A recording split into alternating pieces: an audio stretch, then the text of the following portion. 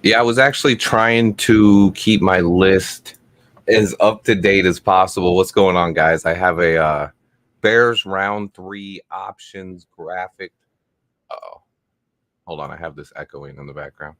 Okay, we're good. Afternoon from the UK, everybody. Afternoon. Hey, I heard looks like there's some people announcing the picks so far from the UK. Love to see it. Theo Johnson just went the tight end. Yeah, there are a couple three. Probably my favorite guy on the board, Brandon Dorless from Oregon. One of my favorite players left on the board. Love that guy. Someone was asking me for my predictions last night because I've went 3 for 3 so far. If I had to guess right now, before we're on the clock, I could change this when we're on the clock, but before we're on the clock, my guess right now would be Austin Booker, defensive end from Kansas. That's the guy I'm eyeing for this pick. He was brought in on a top 30 visit. We do have a huge need at the position.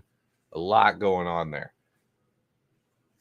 I wouldn't rule out when you look at the D-line, if you look at the defensive side of this chart, I think any of these guys would make sense. Brandon Dorless, Austin Booker, Mohamed Kamara, Cedric Johnson, Brennan Jackson, Gabe Hall, Christian Boyd, Leonard Taylor, Mekhi Wingo. Any of those guys, man. Any of those guys would be great. And then on the offensive side of the ball, I think I speak for most of the fan base or a majority of the fan base when I say center should be high on our needs. Malachi Corley is gone. Corley went last night. Johnny Wilson's still available. Javon Baker's still available. Tez Walker, Brendan Rice. I've told you guys about this wide receiver class. MJ just said it right here. I could see this coming. A trade down. I definitely think that's possible here.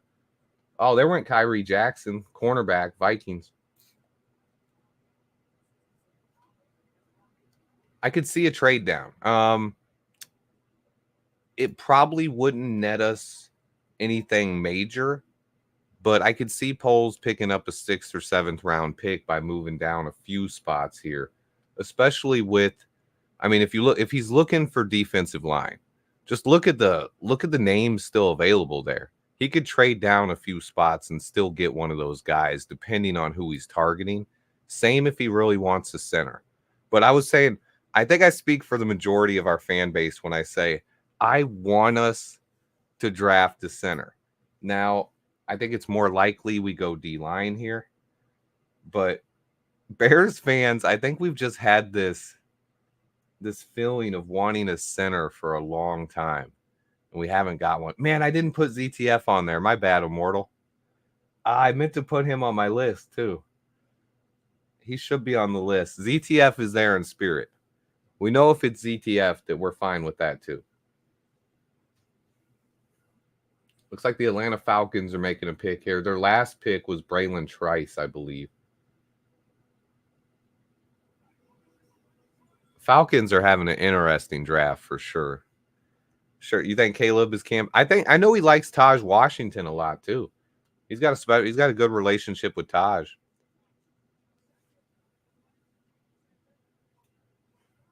Yeah, I think this is why I wouldn't rule it out, guys. Jeremiah Trotter was still available. Yes, I believe so. Trevor Keegan was in for a top 30 visit. He's on my list as well. But Lieutenant Traveler, LT Traveler said it right here. Honestly, if you're going for all the best player available guys out there, if you're going strictly best player available, that would be one of these wide receivers. Javon Baker, Brendan Rice. Oh, there went Brandon Dorless. My guy went to the Falcons. Hey, look at that. That's a Ryan Pace pick right there. Okay. All right, Dorless. All right, let's switch over then. All right. Yoink. Where's it at? All right, we're going to get rid of this. And I'm going to live update it again. So we're going to cross out Dorless. Dorless is gone. He was one of my favorite players left still on the board. But I thought Booker was more likely, if we're being honest here. I thought Booker was the more likely pick. Yeah, I like Austin Booker. Dorless would have been a great pick. I like Brendan Rice, man. Yeah, I don't think they're going wide receiver, Nick. But I'm just, for the people who are saying, you know, what is the best player still on the board? Oh, is Javon Baker going to New England? Bro, I love Javon Baker. Honestly, he was, in my opinion, the best player still on the board. Him or Brendan Rice. Those guys should not be fourth-round picks. I'm just going to say that. They're better than that.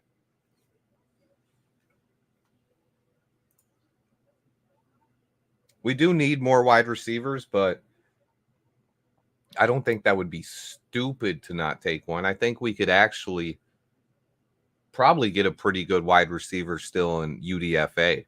If there's one position that's still going to have some good players hit UDFA, it's going to be wide receiver. But that'd be another position where we could trade down a few spots. Oh, Malik Washington.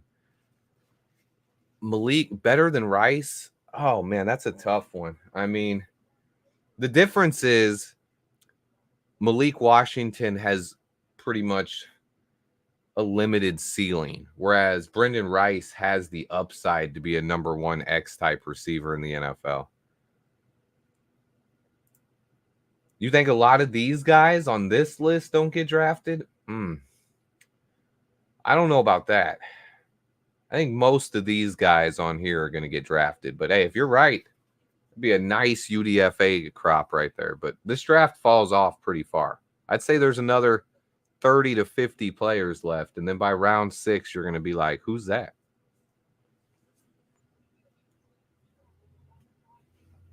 I mean, Velus isn't going to get much on the trade block.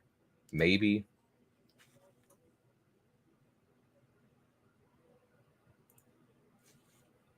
Who's the speedy guy with bad hands that you think we draft? Javon Baker. He has great hands. I guess you'd be talking about Tez Walker. Drake May gonna cook. Oh my goodness. So they got Drake May, Jalen Polk, Javon Baker, Caden Wallace, Layden Robinson. Not awful for the Patriots. I could see a team trading for Velus due to his special teams upside, but probably not, to be honest. All right, let's start crossing these guys off. Theo Johnson is gone. Javon Baker is gone. To be fair, I do not see us going wide receiver with this pick, but I just kind of wanted to show you guys I believe there's still some very talented wide receivers on the board.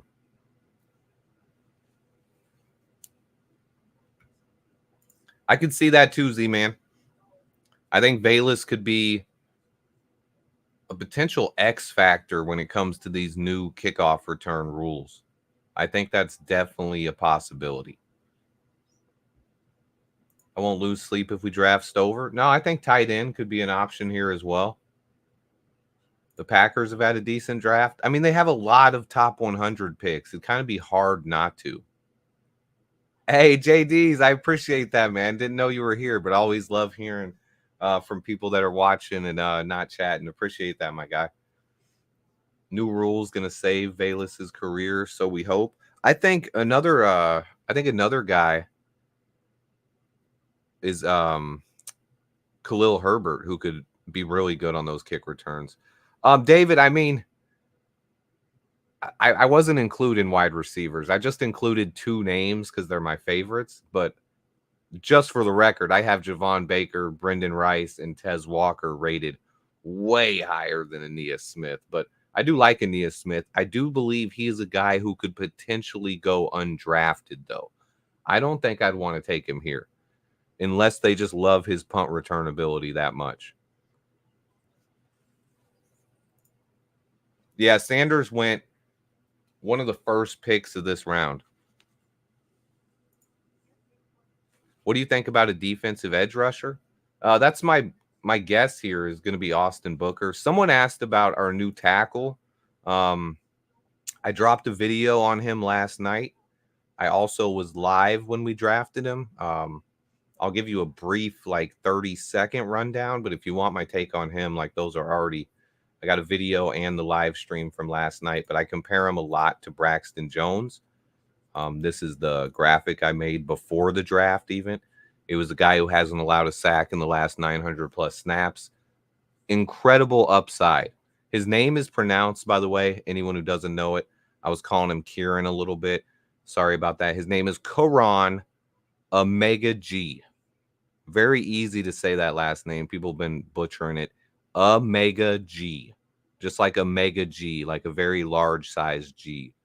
So Karan Omega G. Love this guy. He's a beast. But I got videos out there if you guys want to more in-depth breakdown on how I feel about Omega G. But I love him. I think he's going to come in and push Braxton Jones early. But love that guy, man. I guess his nickname was Omega G at Yale. So I'll put that in the chat. Omega G was his nickname. So maybe that's what we'll call him. Instead of Omega G, it's just Omega. He's going to be the Omega G. Like that was his nickname apparently. I've heard from multiple people I've heard from multiple people now that that's what he was called. So I love it. Nick, man, that's a tough one. Probably, yeah. Who the Packers taking here? Look at this cheesehead. Is that Tom Grassi? Oh no, Daniel Hanbridge. I didn't even hear the pick. But yeah, he's a guy. I love him. Is my list other than that, is this up to date? I don't think any of these other guys have been taken.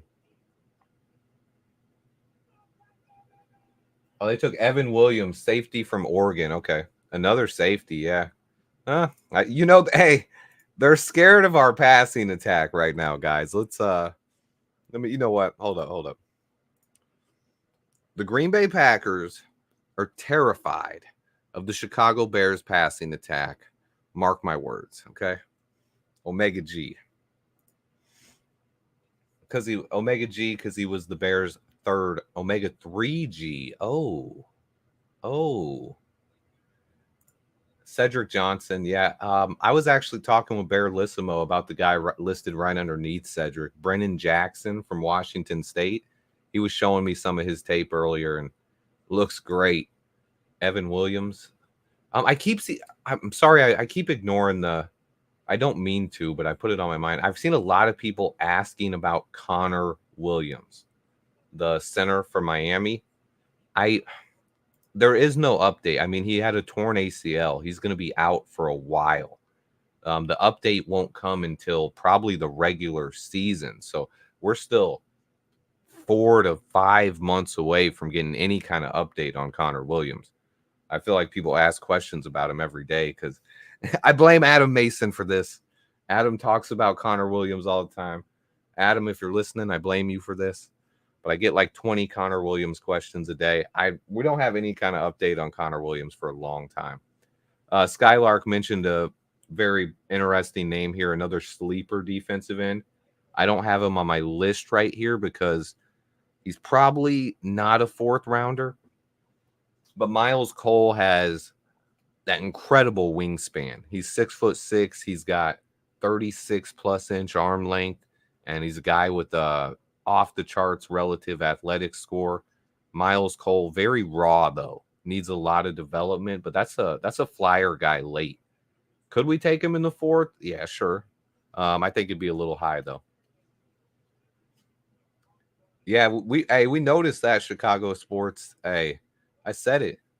They're worried about this passing attack, and why wouldn't they be? Austin Booker definitely needs to bulk up, but you're talking about a fourth round pick and a guy who early on would be asked to be a situational pass rusher. I think he fits that need right now. I'm not as high on Van Pran, Skyler. His tape this year was just so average to me. I think coming into the year, he was a guy who I was pretty high on. A lot of people had him as the top center last year. Tez Walker to the Ravens. Didn't they get another receiver earlier too? That's a good pick. A lot of raw athleticism there, a lot of speed. 4 Oregon Ducks in round 4. We know you love that, Immortal. I mean, Malik Washington is a guy that's really intriguing. If he's still on the board here, I mean, I'd say there's 3 receivers that still intrigue me. And I don't think we're going wide receiver, but Brendan Rice, Taj Washington, both of them for their connection with Caleb Williams, but just both of them. They're from USC, wouldn't mind them. Taj can return punts, and then the other guy is Malik Washington, man. Between Booker and Kamara, who do you take? I'd probably take Booker. I have Booker slightly above Kamara. Kamara is an older prospect coming from a small school, but I wouldn't argue with any of them. Honestly, any of the D linemen on this list, I think, could be a factor here at this slot.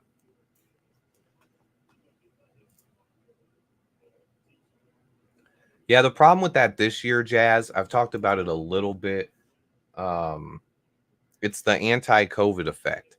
The last couple of years, I said it, for the people who have been subscribers to my channel for a while, the last 2 drafts, I spoke about it extensively, how deep those drafts were. And that's why we could find guys like Braxton Jones in the 5th round, and then getting Roshan Johnsons and Terrell Smiths in the 4th round. Like, the reason we've been able to do that is because how deep those last 2 drafts are. This draft, very, very top heavy, but it's about to fall off. It's about to fall off. Let me just show you. I'm going to go ahead and rank it how I'd want them on this list here. I got an idea. Watch this. It was pretty much backwards of how I had it on there. Oh, no, don't do that. So this would be in order. What center would I want? How they're listed on the board now. Tanner Bortolini, Bo Limmer, Hunter Norzad, Cedric Van Pran. I wouldn't be mad with any of them. I love the center position.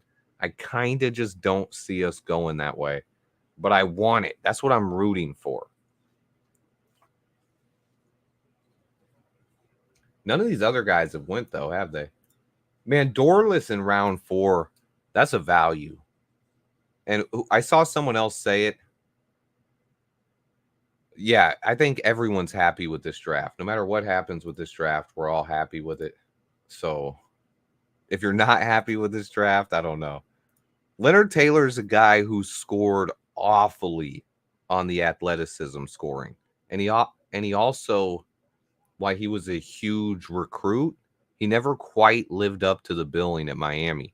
So he's a guy who just maybe hasn't played his best football yet. But I don't know why Adonai Mitchell dropped.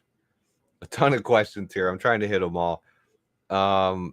This one was confusing for me, though, because I loved AD Mitchell. I thought he was the best receiver at Texas. I like him better than Xavier Worthy. I think mainly because of how talented this year's draft class was at wide receiver.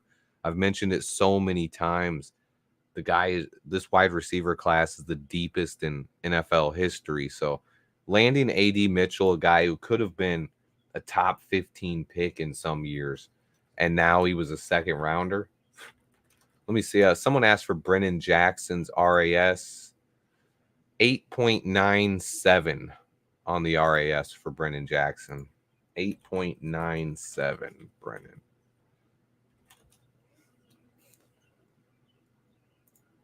Yeah, I agree with that. Adonai Mitchell is still. I thought the Bills were going to take him. I thought the Bills kind of fleeced the the Chiefs when they moved back and then the Chiefs took Xavier Worthy. I thought the Bills were going to move down and grab A.D. Mitchell and be like, we got the better Texas receiver, but we did it later. We're about seven picks away, guys. 7 picks away until we're going to be up on the board. Hit that like button for me. Thank you, Real Mr. C. We will be having the pick coming up soon. We'll be having a live reaction. Oh, there's still a lot of players on the board. I could actually see us trading down here. I could actually see a trade down. It's a spot where we could get an extra pick and still have a lot of players I like. But I still think Poles is perfectly fine taking these 4 players and going home. He's like, we got Caleb, we got Romo Dunze, we got Courant, we got the Omega G, and then whoever he grabs in this round, and calls it a night. I like Mekhi Wingo. Mekhi Wingo's a guy with a ton of upside. I like him too. That's why I said the depth at defensive tackle was just pretty impressive. All 4 of those guys, Gabe Hall, Christian Boyd, Leonard Taylor, and Mekhi Wingo. Gabe Hall at edge, I don't like as a permanent switch. If you're talking just kind of how they used Trevon Dexter last year, where you could put him at edge occasionally and just have him get some reps out there and he straight bull rushes, that's fine. But moving him to edge full time, nah. Fishing, thoughts on Hard Knocks. Now, I get some negative feedback on this because I know there's a lot of people out there who don't want to see it.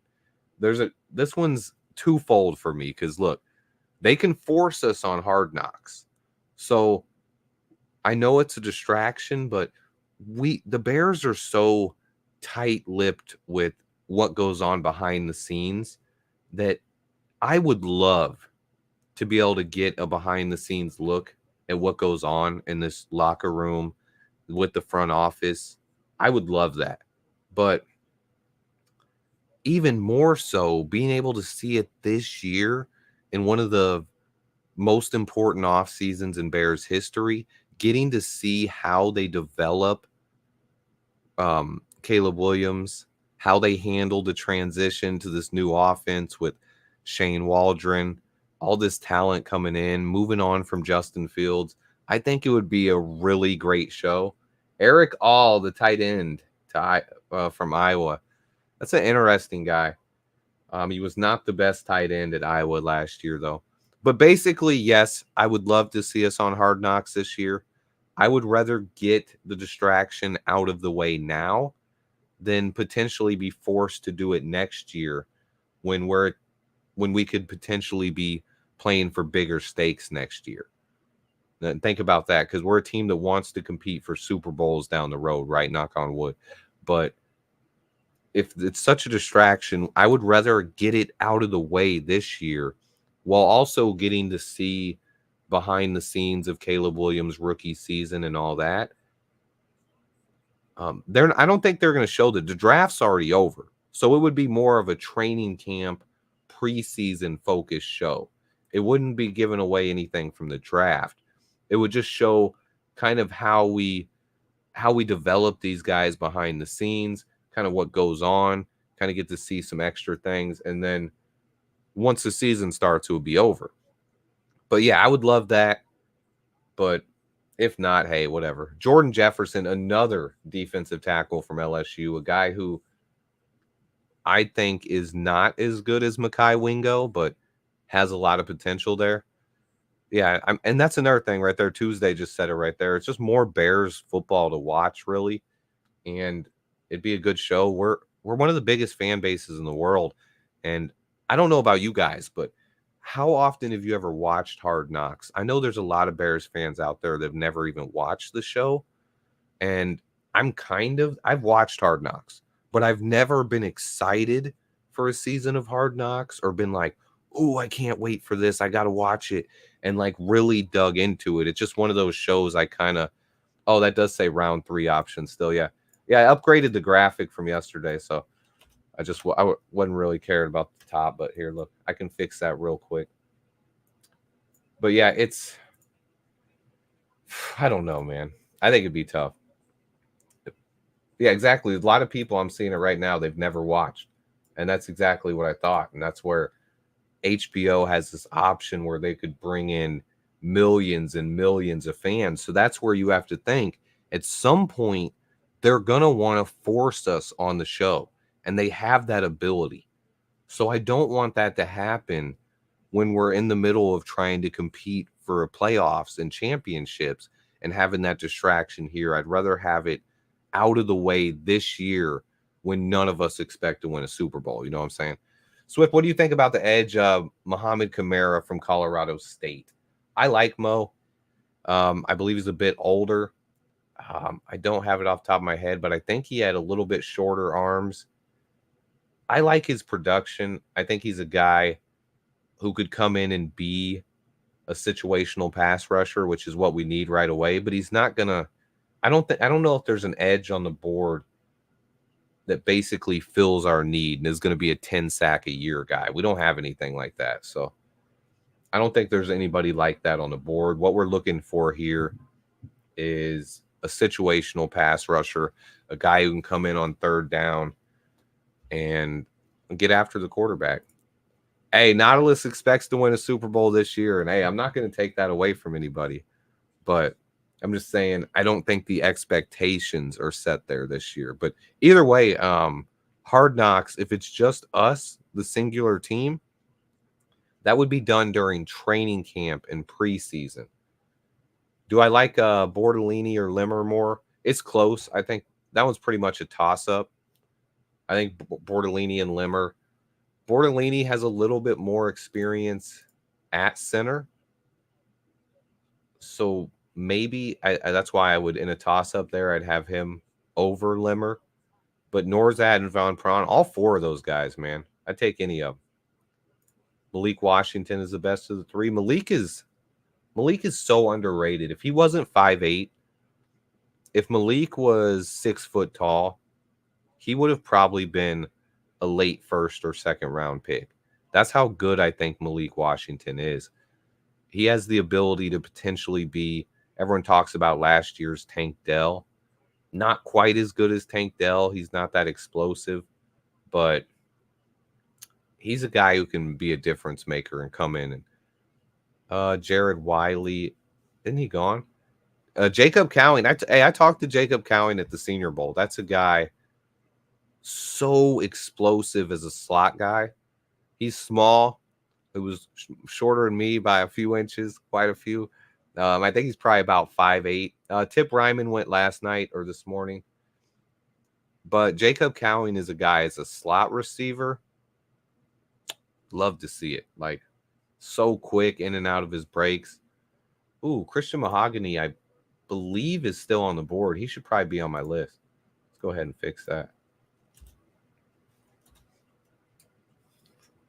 I believe Christian Mahogany is still on the board. If I'm wrong on that, someone correct me, but I believe Mahogany is still available. Bortolini gone. Oh, strike. There went Bortolini. I knew this was around the range he would go, honestly. I think he actually fell just a little bit, but it's okay. That's okay. You just got to be careful with the chat. What I do there, Fish, what I would do is when we're a few minutes away from the pick, I will not spoil it until it comes out. I would full screen the chat and just not look at the chat, because obviously when there's 400 plus people in the chat, yeah, Brendan Rice is still aboard, but when there's that many people in the chat, there's almost always at least one person that's gonna come in and say it. So I would just full screen it and try not to watch. Bryce Knight? Is that a name?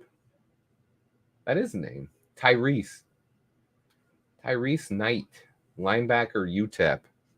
I'd say the two positions I barely studied this year were cornerback and linebacker, man. Like, just couldn't. I've heard Mason McCormick could play some center.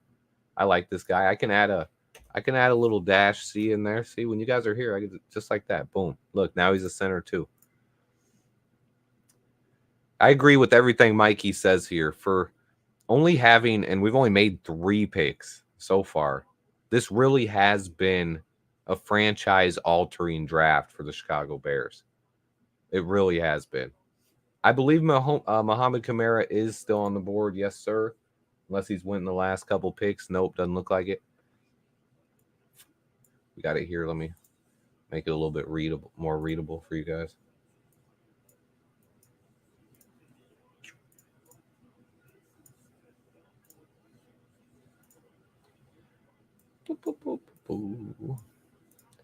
There we go. These are the guys still on the board. Austin Booker is the guy I still think most likely to be the pick as of right now, but we'll see. Kamara and Booker both fit a need there at defensive end. No way, Daryl, you drive for the Swift truck. Bro, I've seen those trucks so much. I've seen so many of them. What do you guys transport? I need to know that because I've never even looked it up. I love if you give more Bears coverage throughout the season, make the game and coverage more exciting and impactful. I appreciate you, man. Why is Poles keeping 9 picks for next year? Flexibility. We know Ryan Poles loves flexibility. This is the best draft I've seen for the Bears. Let's go. Hey, Jason, man, love it. That trucking line has such. Hey, do they really? People always send me pictures. People be on the road. Can I zoom the border? I don't know. Actually, yes, I can. What if I just put it like this? So now you can't see where it says Bears round 4 options, offense and defense. But we know we got offense on the left, defense on the right, and those are the players. You guys should be able to see those names a little bit better there. Made them better. Made them a little bit bigger for you. I want Swift to be 4 for 4. I'm a freight broker, and we won't use Landstar or Swift. Oh, well, hey, guys, don't be hating on the Swift name now, okay? I have nothing to do with the truck company. Swift truck drivers are nuts, driving all fast. Man, that's crazy. Dolphins traded up with the Eagles. All right, you guys can see it better now? Nice, nice. My guess still, I still personally would love to see an interior lineman, whether that's Mason McCormick or one of these centers or even Christian Mahogany. And just going with an all offensive draft and finally fixing. Oh, it's a meat company. Oh, okay. The trucks carry meat. Swift Meat. Okay. Who's gone? Wait, is Austin Booker gone? Oh, McCormick just went. Okay. McCormick went. Okay. Well, we'll take McCormick off here then, bro. Check this out. Oh, man, no, I can't. Whoop. Strike through.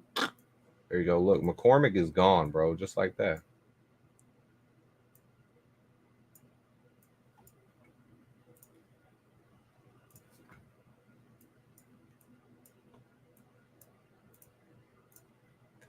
All right. Now the list a little bit more updated here. There we go. McCormick gone too. Mason McCormick just popping up on my screen now. He went 119. One more pick till we're up. One more pick between us after Mason McCormick just went here. It's just the Seahawks. Or the Dolphins on the board. Maybe 2 picks. My fault. Nobody's drafted Brendan Rice. No, you'll see he's on the board right here. B. Rice. 2 picks away, it looks like, I guess. 2 picks. We got Dolphins, whose pick is in, and then Seahawks. Christian Jones, his tape is just hot and cold for me. I don't know what to. It was tough figuring out where to rank him. I thought there was a big drop off after Omega G, which is why I liked him.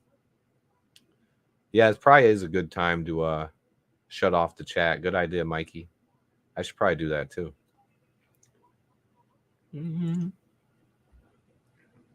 Bear down, everyone. Bears picks. Yeah, we didn't have to listen to Mel Kiper. Yep, Van Front. You think Caleb is shilling for Rice right now? I don't know. I think our wide receiver room right now is so. I'm gonna wash the hands. Our wide receiver room is so good I don't know if Caleb is really worried about adding another wide receiver right now. Obviously, I think he'd love to play with either one of his former teammates, Taj Washington or Brendan Rice. So I think either one of those picks would definitely be something that can make him even more happy. But right now, with Rome Odunze, DJ Moore, Keenan Allen, Tyler Scott, Velus Jones Jr., and Dante Pettis, our wide receiver room is pretty solid. Now, could we still add another guy? Yes, definitely, especially with Keenan Allen's age.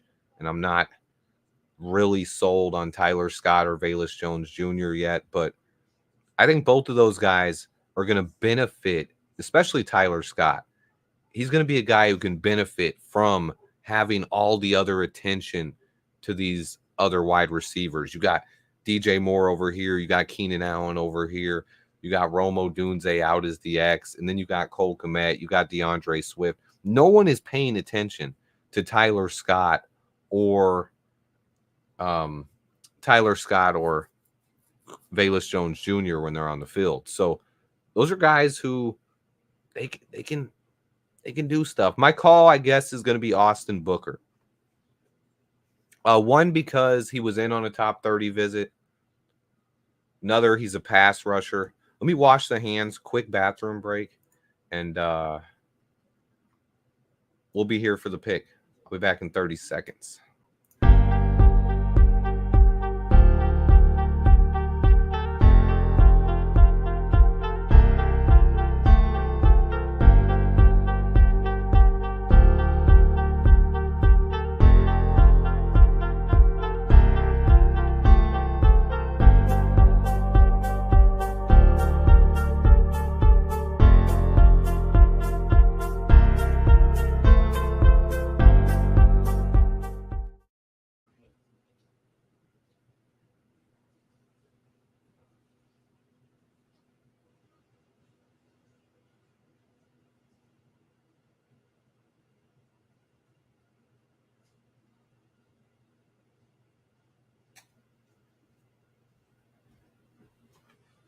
Okay.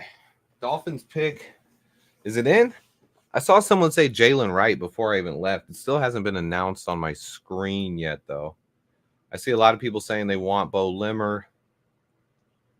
Spotty Service. I see you, Plank. Are you driving back from Chicago? I think now he was in Chicago for the Soldier Field draft party. Get a DVE to develop with Sweat. I think my YouTube TV froze up. Let me back out of this. Go to ESPN. We're up on the board. Okay, I'm gonna not look at chat for a few. So don't say anything crazy. The only thing I can see is super chats if they pop up because I'm on the starred screen. But we're gonna try to not have it ruined here. Is it on ESPN? It's not even on ESPN today. See if I can get a better feed. I'm feeling Austin Booker, though. I feel like defensive end should definitely be a priority here. But I'm still not mad at a center. I think you guys know that. I wouldn't be mad at a center, but I wouldn't be mad at anything we do, considering how great this draft has been. I said that jokingly last night. Like, hey, we could take a punter. We could take a punter with this pick, and I wouldn't be mad. There is that one punter out there. I can't see what you guys are chatting right now. Jalen Wright. I love this kid from Tennessee. He reminded me a little bit of Alvin Kamara. He went to the Dolphins here. Dolphins they re-signed Raheem Mostert. They still have they drafted Devin A-Chain last year, and now they took Jalen Wright. This Dolphins offense, like that's a team that just continues putting resources into that offense. That's a good pick. I like Jalen Wright. Solid pick. Can't see your guys' chats right now. Wait, I just saw Planks. We came back on Friday night. Oh, he's just out and about with Mrs. Plank. I clicked back real quick. Let me check your guys' chats before we are on the board. I don't want to get it ruined here. All right, I'm going to click away from the chats now so I can't see what you guys are saying. I'm seeing people saying Bears are on the clock. It's showing Seahawks on the clock for me. I might be just a step behind here. But let me see if I can pull it up. I can probably pull it up on my computer here and get my.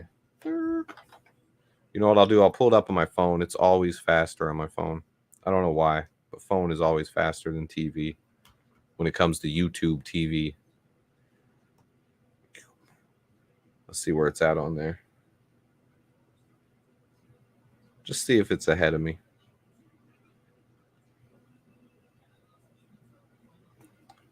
Black screen. Oh, it's on a commercial.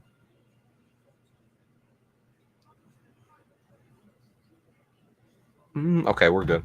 I'm not looking at your chats right now, guys. Sorry, we don't want to ruin the pick. We want to have the pick actually not be spoiled, or just be able to get my actual reaction here. I don't know who this is going to be though. I think we can go a lot of ways here. AJ Barner to the Seahawks. Adam Mason's pulling hard for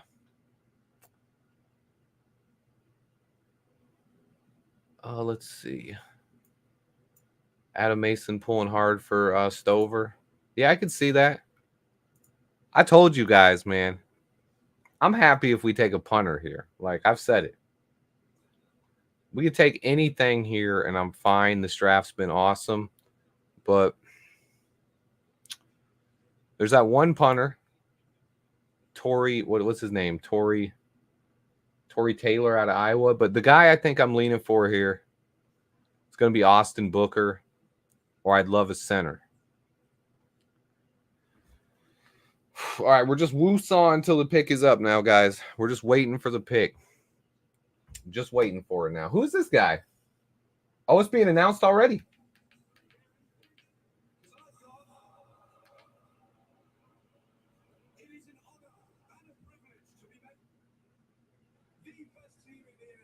James Gowers. The best team in the NFC North. Look at that bear.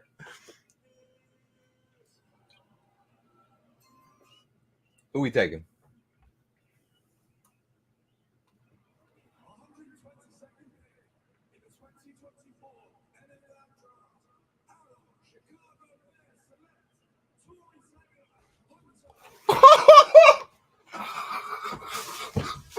We took the punter.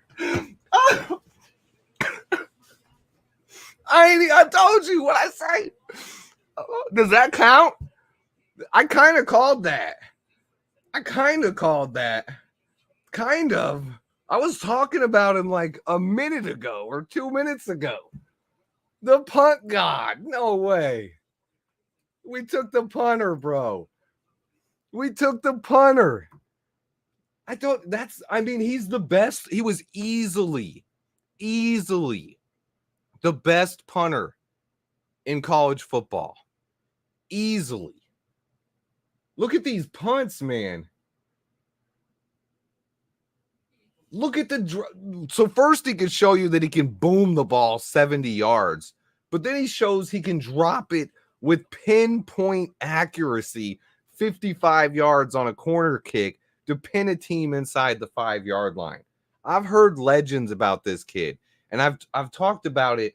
He was a guy that I actually mocked in the 5th and 6th round a lot, but I said this guy would go as high as the 4th round, and I joked. I said it mostly jokingly last night, but I literally said multiple times, bro, we can come out and take Tory Taylor, the punter from Iowa today. And this is still an A++ draft.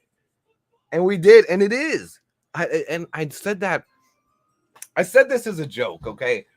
Part of it was a joke. I'm going to admit that. But it was jokingly something I thought could really happen. Trenton Gill was one of the worst punters in football last year. And Trenton Gill's a guy who I liked him. We got him. He was a 7th round pick in our first year here. He came out and he didn't play bad. And I don't know. He's a guy who we needed to upgrade. We needed to upgrade, and it's crazy. He's the best punter in the draft, and I can't believe we took him. That's wild. That's honestly wild. I can't believe that. When he read his name, I think, did I fall out of my chair? I think I did. It's surprising, guys. I didn't, as much as I mentioned it multiple times. You know how mad Adam's gonna be. Cade Stover with the next pick. Oh man. Listen, guys. Punters are people too. Punters are people too. And this is a guy. Listen, I'm not a punter expert. I didn't scout this guy. But I watched Iowa games the last 2-3 years. I watch a ton of college football. And you literally hear the announcers on Saturday talking about this guy, calling him like a legend as a punter. And then when you're watching the game and Iowa's offense comes up short, and this guy consistently pins the opposition 80 to 95 yards away from the end zone. And it's like, look, field position is a really big thing. I think there's a lot of people overreacting here. Field position in the NFL is huge, and you need a good punter. This kid could be an incredible punter. Eric just said it right here. Gill was last in the league last year at punting. That hurt us more than people realize. And it's something that even I myself didn't talk about much. This was a guy who, our punting was not good. And having that awful field position all the time hurt our defense and did cost us games. This is a guy who's not only an immediate upgrade, he was clear. There was only one punter this year that was going to get drafted. And this is where special teams is so tough to predict where these guys go, and why I thought Tory Taylor could go in the 4th round. Because when there's only one special teams guy like this, we saw it last year, literally just last year. There was one kicker in the draft, one, Jake Moody. 49ers took him in the 2nd round. Was it 2nd or 3rd? When did Jake Moody go? I got to look it up real quick, but Jake Moody drafted 3rd round. Okay. He was taken in the top 100. But that's the thing. They took him in the 3rd round, and it was like, dang. They realized that special teams are important. They're really important. Hey, enjoy watching those punt videos, baby. Special teams are important. They really are. It was a 3rd round comp pick, and he actually struggled a bit this year as a kicker, but I thought it was actually a pretty good kick. Jake Moody has 60-plus yard range and is clutch. And special teams are important, and people overlook it. We just landed, literally, guys, let me just say this. This guy could be a generational punter. A generational punter.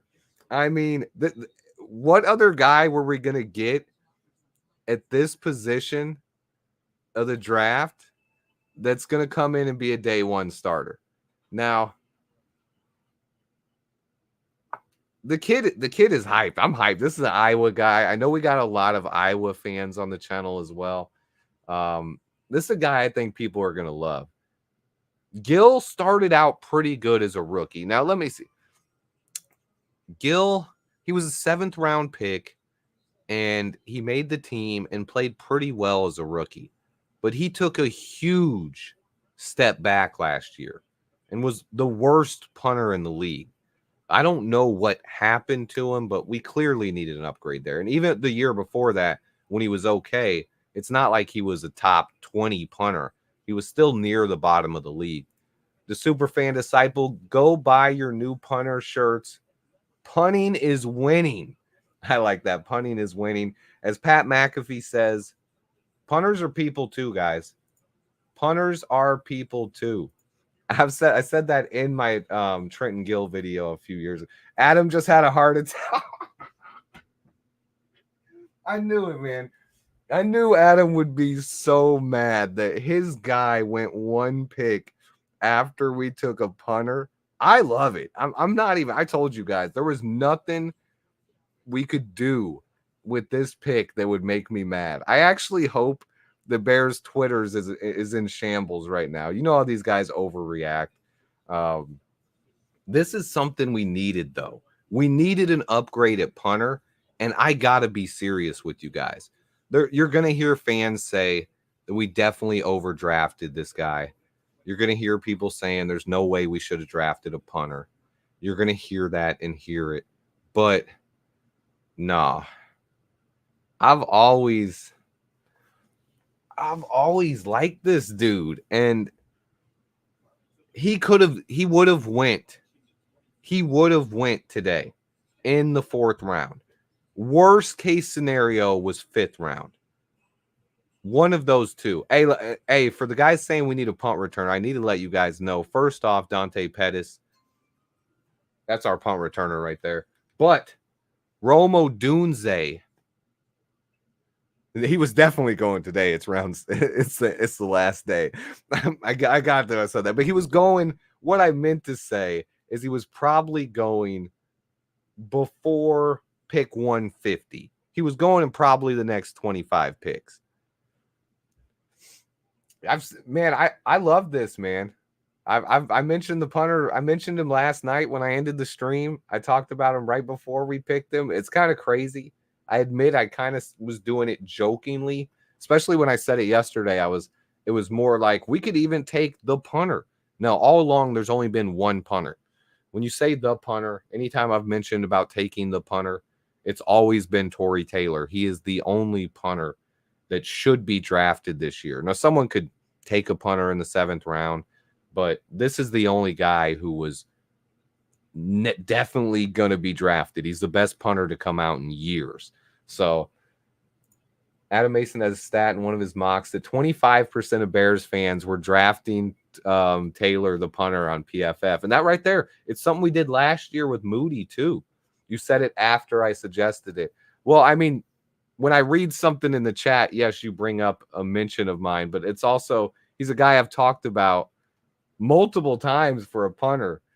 And I've never talked about a punter before until we got him. This is probably the only punter I've ever talked about in the draft process. And he's probably the best punter to come out.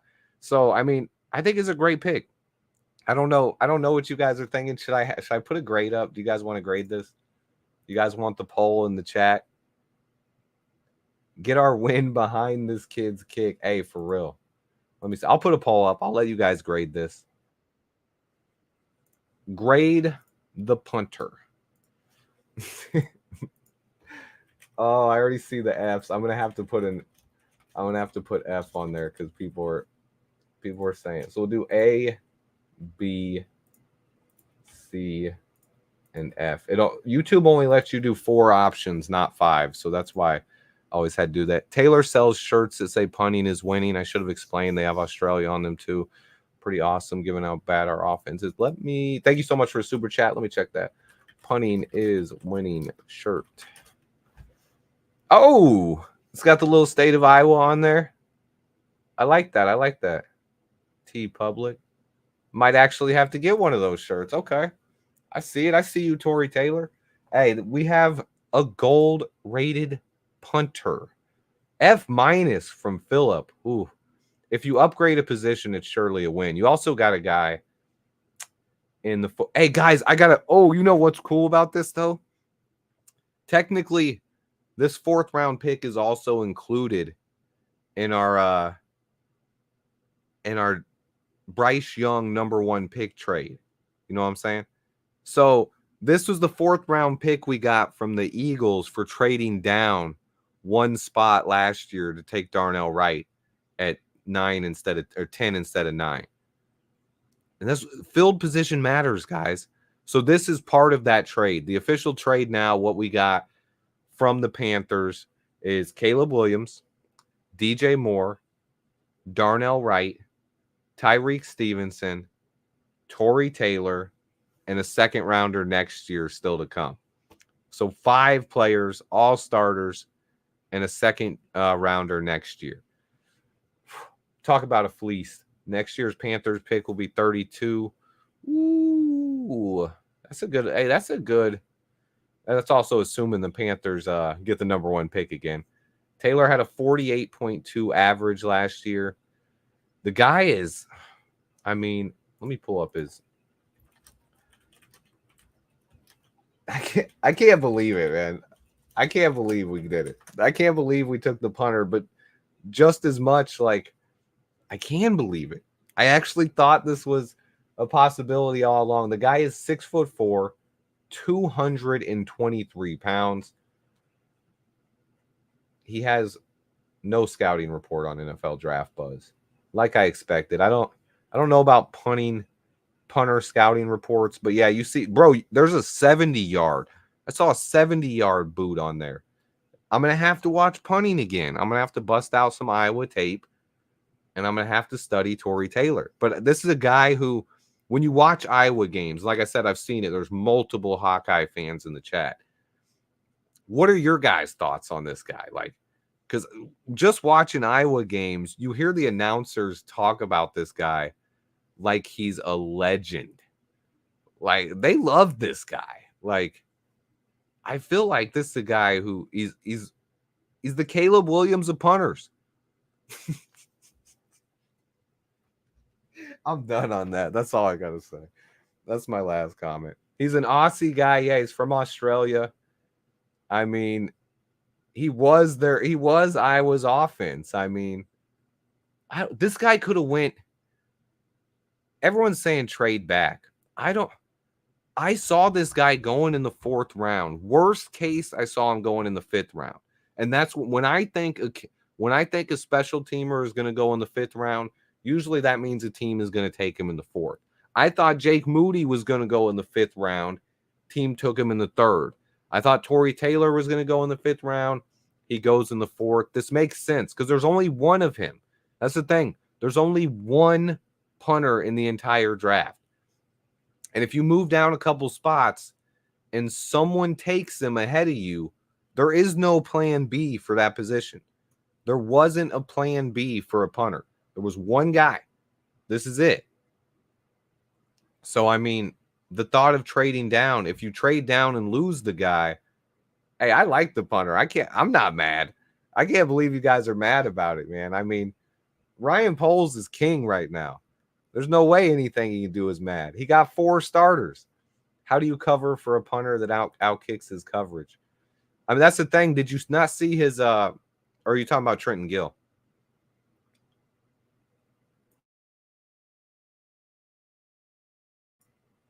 Taylor broke the 85-year-old NCAA single season record for punting yards with a 67-yard punt in Iowa's bowl game. He had the most punts in the FBS in 2023 and still ranked 4th in yards per punt.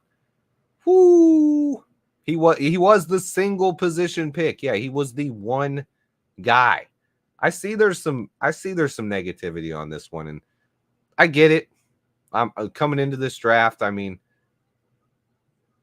yo, you all called me a hater for being mad. What now? I mean, I'm not mad, Jackson. Are you mad about this? I mean, if you guys want to be mad about a punter, I get it. But this is another position that helps Caleb Williams. I don't think a lot of guys are getting that this is a guy who can help Caleb Williams. This is going to help our offense and our defense. Field positions real. I mean, I'm not excited about him. I'm not going out and getting a Torrey Taylor jersey. I could someday if he ends up being the punt god. But this is a guy who's going to help with field position. Superfan says it right here. He helped Iowa win games, multiple games, pinning offenses inside their own 10 countless times. This allowed Iowa to win 10 games with the worst offense in college football. Thank you for the chat. I agree with this. Field position really matters, and especially when you have a team that has good defense. And that's what we're doing. If our offense is elite, we don't need any punter. Well, that's the thing. We got a rookie quarterback. So our offense isn't going to be elite coming out of the gate. I believe that. I do think we are going to have the potential to be an elite offense. And Caleb's confidence already is, hey, let's do it right away. But, man, you guys are joking about this pick. Should I go on Twitter and see what they're saying? Nah, man, I got to avoid those people. People want the jerseys. This group who wanted a punter got their wish. This is what I'll tell you guys. This is what this says about this pick, too. Think about Ryan Poles here. This pick tells me he believes we are ready to win football games, and this roster is close right now. This is a luxury pick.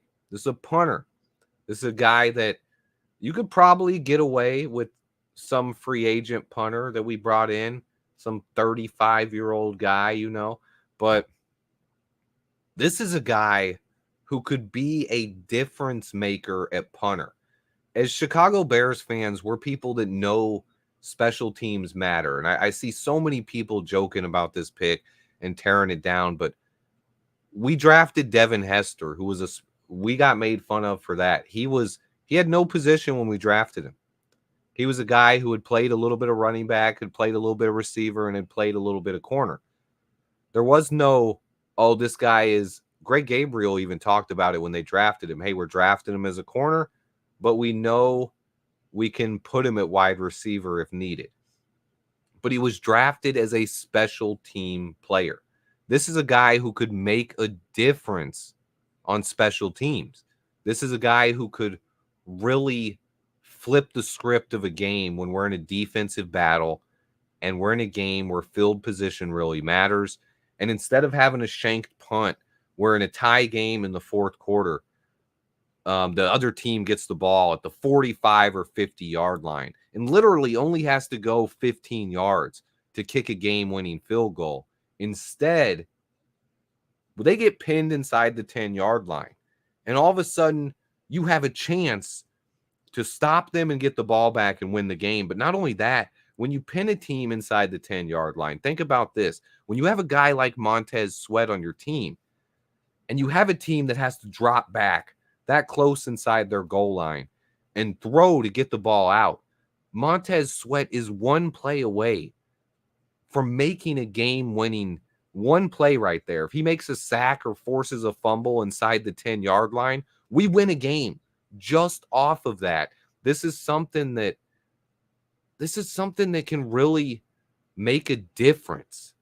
And people said it as well, like Trenton Gill. I think he was a 7th round pick. I thought he was a 7th rounder, not a 6th, but it was a late round pick either way. I don't think it's a terrible 4th round pick. I thought Trenton Gill was a 7th rounder. That was the guy we needed something in punter because Brad Maynard, or no, it wasn't Brad Maynard. It was Patrick O'Donnell. I went way far back with Brad Maynard, but guys, we still have. There's going to be guys cut. First off, it happens every year after the draft, and I remind you guys of this every year. Players will get cut after the draft, and there will be some free agent movement after the draft, and then again once we get to training camp. We do have some cap space back. I think we definitely will try to bring in a veteran pass rusher, another defensive end. I could see that. I think it's probably going to be Unique Ngakoue. I know most people are not really high on that, but Ngakoue was close to getting a few sacks last year. And with a better offense, and if we're playing with a lead and with a better punter, there's a lot of things, little things like this make difference. When teams are starting at the 20-yard line instead of the 40-yard line, it changes the play calling aspect. What kind of plays the offensive coordinator is able to call. And that it does matter. Caleb texted Tory Taylor and said, hey, you're not going to have to put much. Hey, he likes that. Thank you so much for the super chat. Everyone will change their minds when game in and game out opposing offenses are starting inside their own 10-yard line. And game in and game out, we're getting safeties. If we can get 1 or 2 safeties all year off of him pinning teams back. That's worth the pick right there. Come on, it's okay to be disappointed. You don't have to put a... Now, let me say this, Rogelio. I shoot from the hip. I say things straight up. Now, if you would have heard me yesterday being like, if we take a punter, I'm going to be pissed off. But I've been straight from the hip from you guys and told you exactly how I would feel about this pick 24 hours before we made the pick. I told you guys yesterday, if we took Tory Taylor, I would not be mad. And then we take Tory Taylor and you're like, Swift, be honest. We know you're mad. CC, dumb. Come on now. I literally told you guys how I would feel before yesterday if we made this pick. And then we make this pick and you're telling me that I'm not being... I'll ban you. Get out of here with that dumb stuff. Bears have their own Taylor Swift. Credit Richard. Wait. You calm down with that. You calm down with that. Hey, appreciate the super chat, Mikey. Comments from social media, Wisconsin fans are saying Taylor gave them PTSD with his ability to control the field. This is a guy that, yeah, we're out of picks, guys. This was it. Now, can we add a pick by trading a pick next year? Yes, that's definitely possible. Right now, we're done.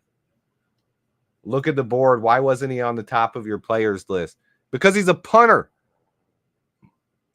Because he's a punter. I think we all know that. He's a punter. Even though I'm not a Dallas fan. I don't think she is. I don't think she is. They're hating on the punter. If I told you to make a special teams list of prospects, that would be it. That's what I told you guys. It would be just one. This was the one guy.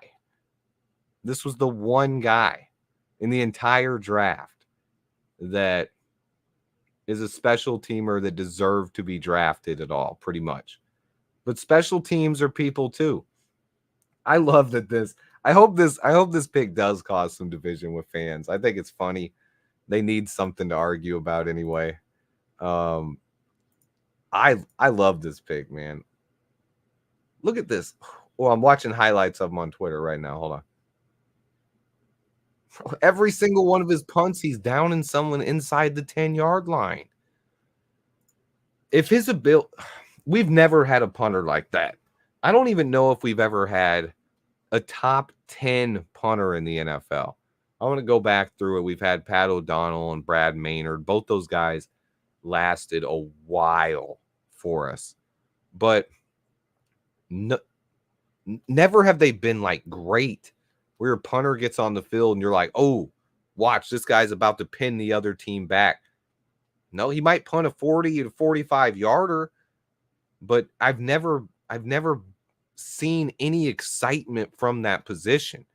We have a guy that can literally be a difference maker on special teams and actually affect the outcome of games. And people are complaining because it was a fourth round pick spin on that.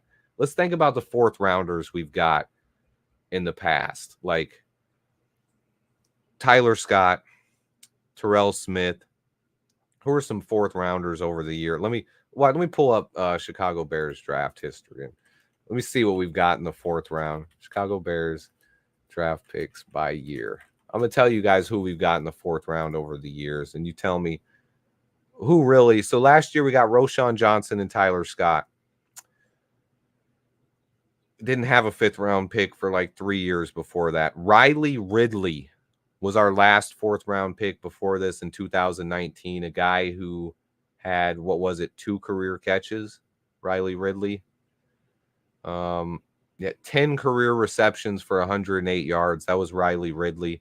Fourth round pick in 2018 was Joel Igbenwe. I can't even say his name. Iye Egabinwe. Never started a game out of Western Kentucky. Made 5 appearances in his career. Go back to 2017 and you can see a little bit. We did get Eddie Jackson that year. Occasionally you can get a guy like that. Eddie Jackson, Tariq Cohen. But keep going. Deion Bush, DeAndre Hall, Nick Kwiatkowski, Jeremy Langford, Kadeem Carey, Brock Vereen, Evan Rodriguez. Whoop, whoop. DJ Moore, the defensive back, the guy who played in the DJ Moore, the defensive back, Craig Stelz, Josh Beekman, Jamar Williams, Leon Joe, Kyle Orton, Todd Johnson, Ian Scott. Like, the chances of hitting a home run in the 4th round, especially in this year's draft, where I believe the talent fell off after around 80 picks, I don't see a reason. Yeah, hey, Brendan Rice and Malik Washington are still there, but those guys won't even play for us. Those guys wouldn't even play with our receiver crew. Oh, I missed a super chat. Sorry, super fan. How's fans love this kid? Bears fans do too. I know Iowa fans love that kid. Literally talked about like he's a legend. And I think Bears fans are going to love him. I don't think people will even actually be mad about this. Todd Sauerbum, was he drafted in the 2nd round of 1995? Oh, man, let me go to the 95 draft. Hold up. Did we really take a punter that high? 95. Todd Sauerbum, punter. Pick 56. There it is, guys. Yeah, that's what I thought you meant. Pick 56 in 1995, right after Pat Riley. So, yeah, this is a 4th rounder. I think Taylor has the potential to be a game changer. I've said it all along. This is a guy who, if we were going to take a punter, I knew we'd have to take him in round 4 or 5. Would I have preferred a slight trade back and picking up an extra pick? Sure, if you want to nitpick. Is there a guarantee that if we traded back, we could have still got him? No. This guy could have won at any time. He was the one great punter in this whole draft. And after he was taken, there would have been no fallback option. So if we traded back and missed him, then we missed this opportunity. I think I love this pick. This is a GM. You got to have, it takes courage to make a pick like this, because especially casual fans will hate this pick. They won't think about field position.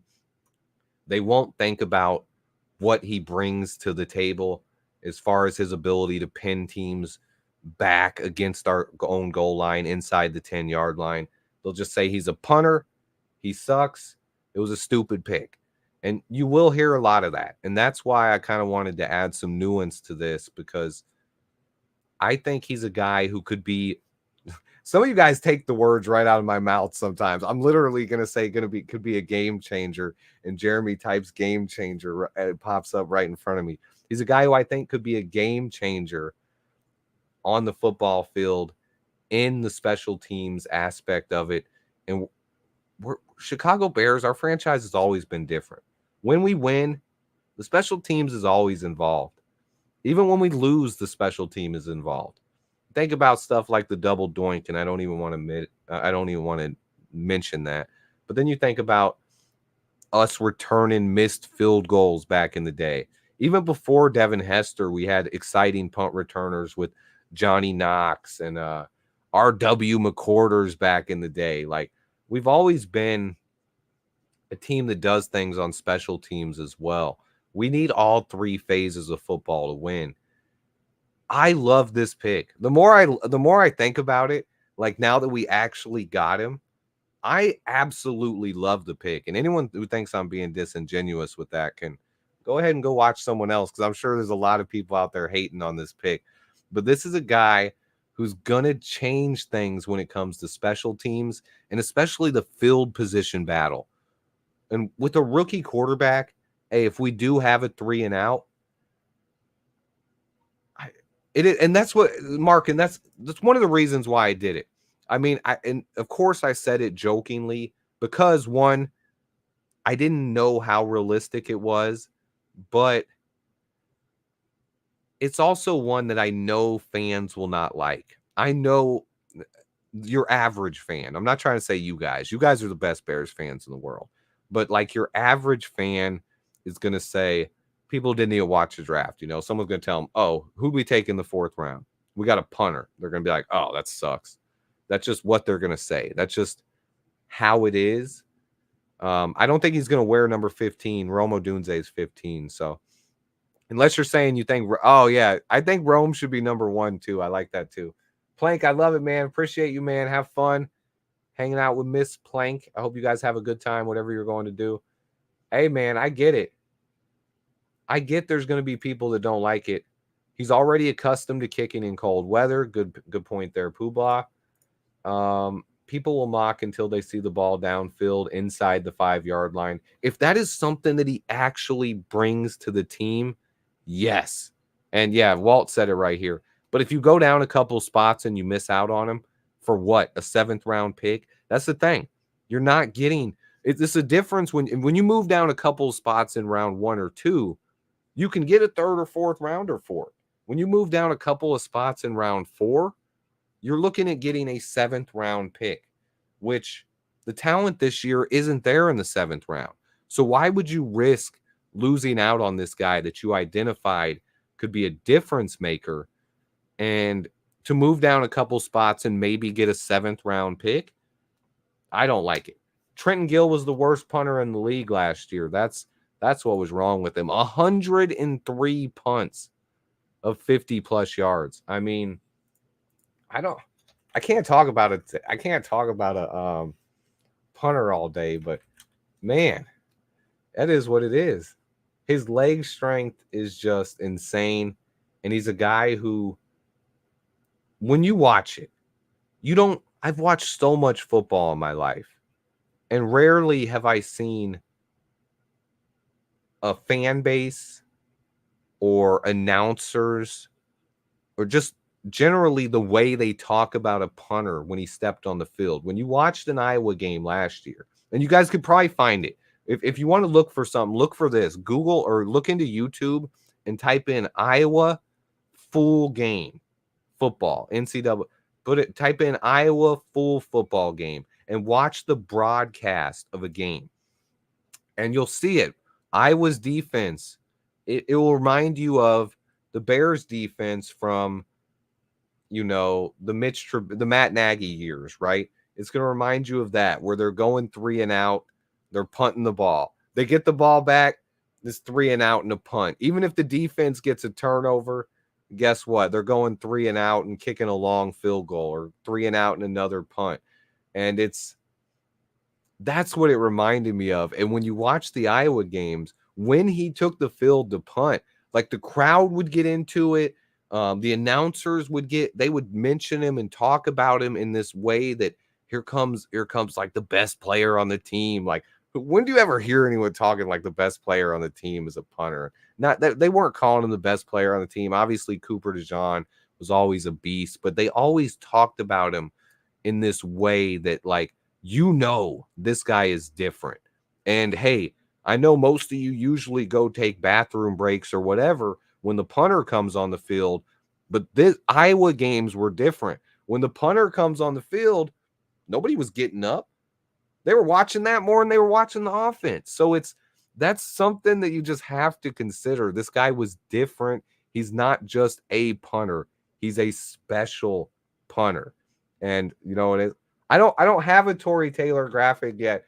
Hey, Walt will make me one. I know Walt will make me one. Walt's my guy. But at some point, yes, we'll definitely have one. I agree the UDFA group will be interesting.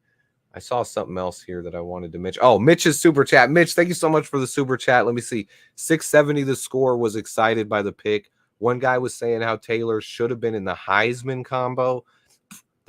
conversation because of how much he impacted Iowa. 40% of his punts were inside the 20. He had the highest punt yardage average in the NCAA. And it's not only the power, but you compare that power with his accuracy, the hang time he gets on his punt, and his ability to pin teams inside their own 20-yard line. JD said it right here. He's not a punter. He's the punter. I love it. That's a perfect way to go out on it, guys. I've gave you about all I can talk about on a punter. I will have some more videos coming out today. I got a video. I was talking with Bear Lissimo earlier, doing a little bit of film breakdown on Karan Omega G. Spoke about him a little bit, and he brought a little bit of film on there. I'll try to have that video out tonight or tomorrow, and got a couple more coming. Would I be happy with any Poles pick? No, but here's the thing. I think me and Ryan Poles think a lot alike. So far in the last 2 years, I don't know if there's been a player picked other than the 7th rounders last year, Travis Bell and Kendall Williamson, that I never identified him as liking beforehand. A lot of things we like in the same players. I love Kyler Gordon. I love Jaquan Brisker. I was all in on Darnell Wright. I was a huge Gervon Dexter fan.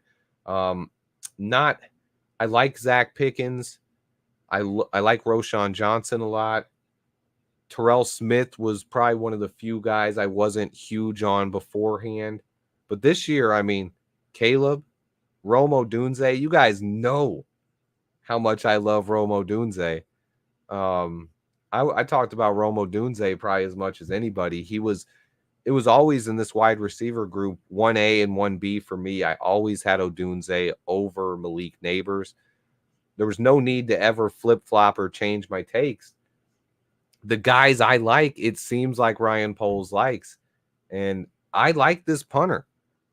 If we were going to take a punter, this was the year to do it.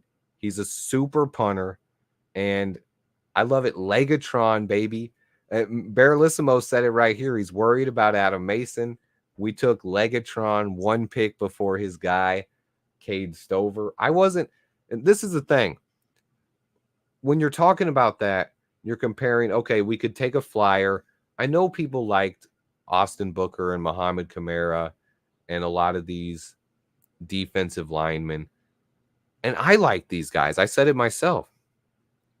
I don't know how many of these guys are going to develop into starters long term. Even one of my favorite, like those defensive tackles, Gabe Hall or Christian Boyd. Are either of those guys ever going to come in and beat out Andrew Billings, Gervon Dexter, or Zach Pickens? To me, no. And then Dobe just said it right here. Are a couple of these guys going to slide? With how much talent is at wide receiver and cornerback, these guys, some of these players at defensive line have a chance to go undrafted. I'll tell you one guy who had no chance of going undrafted, and that's Torrey Taylor, the punter. No chance he was going undrafted. Someone would have taken him by pick 150. I'm going to say that. I was very confident in that. Jeff just said it right here. He's a sure thing. He's a starter day one. Even the guy we took at 75, Karan Omega G, he's not going to come in and be a starter day one. Torrey Taylor is. So I love this pick, guys. That's about all I got. Any final questions? What do the Bears do at defensive end? I've said it most likely they're going to sign somebody off free agency. There's always a chance a trade could be worked out as well. There's also going to be some players cut after the draft. So a lot of potential there. Do I need to talk to Adam and tell him he's okay? I think he'll be fine. Adam will be fine. Yannick will be back. I see that. Bud Dupree's an option. Maddie made a great point that I like to talk about here. Gervon Dexter, definite breakout candidate. He's my favorite player to be a breakout player this year. Mitch brings up, could we trade for Trey Hendrickson? Maybe a second next year. I wouldn't completely rule it out. But I don't think the Bengals trade him. He's their best pass rusher. They need him. They're a team that's wanting to compete for a Super Bowl. If they trade Trey Hendrickson, I see no way that team gets better. And I see no way they compete for a Super Bowl this year without Hendrickson. So I think they find a way to keep him. But as far as value, if they would take a second round pick for him next year, and we could, especially if we could give up our second round pick, I'd make that deal. But that's another big contract. So You're talking about paying a lot on defensive end. I don't even know if we could afford that right now. Yeah, I can see Unique Ngakoue coming in soon. I've never heard about Trey Hendrickson having character issues. He seemed like a model guy over there. Yeah, this roster, Mike said it right there. Taking a punter today, it proves it. Poles knows this roster is in a much better position. Terrell Lewis, and who are the guys we cut it deep? The other guy was Trevis Gibson. I don't think we bring him back. I think Eberflus made up his mind that he didn't like their ability to set the edge. Mercedes Lewis could be back. I do think it's less likely because he was a Luke Getsy guy, but we could definitely use another tight end. Players on the Bears will be cut. I think it's going to be Larry Borum. I'm trying to think if there's anybody else that kind of fits the bill. I'm not seeing much as far as cuts in my head. Could potentially maybe see Khalil Herbert traded, but I don't see that either. And this is another thing, guys. I've always said this. I trust Ryan Poles. I think Ryan Poles is a lot smarter than I am. Hey, Goro, do you think you're smarter than Ryan Poles? That's my question to you. What grade do you give it? We had the worst punter in the NFL. I don't know if Carter gets cut. I think he stays. So you're against, it sounds like some people are against upgrading the roster. I don't know. I love it. I explained for the past about 15 to 30 minutes why I liked it. If you weren't here and weren't listening to that, I would suggest rewinding. But I'm done, guys. Excellent A+ overall draft for Ryan Poles. If he makes a move up and grabs another pick, then go ahead and I will be back and expect another video or pop-up live stream. I'll have a video covering the breakdown of our entire draft and a bunch of other videos on the way as well. I'm out of here, guys. I appreciate everybody who hung out for the live stream, covering our pick, our fourth rounder. Punter. We got the punt god. Yeah, Trenton Gill will probably be cut. Not going to be traded. Final question I'll ask from Blue right there. What do we think we do with Roschon Johnson? He's our running back too. You need more than one running back in the NFL. Running backs take beatings, and you need more than one. So that's a guy who is definitely not going anywhere. Roschon is going to be a part of this offense, and I think him and DeAndre Swift make an awesome 1-2 punch. Nothing else to say. I appreciate you guys. Thanks everybody for watching. I'm out of here. Bear down.